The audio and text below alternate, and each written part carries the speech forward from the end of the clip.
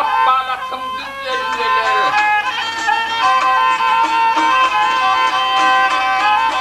Takkarga sayısı cemiyette ilk oğul kıyıdırlar.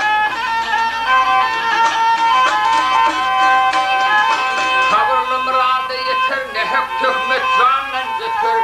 Seni hakkın bela beter kelama senden gelir.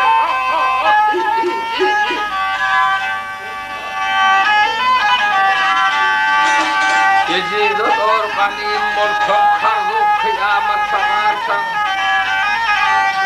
Günah kılsan kargışarsan gerilen yaş ağzın gelir.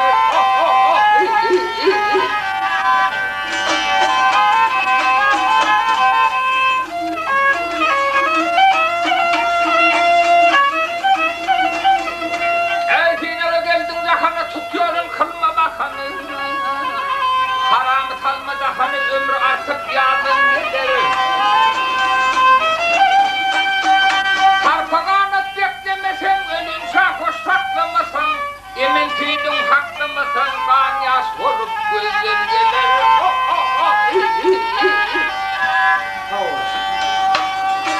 Gâbir köpelli tavada, mükminin evi tavada.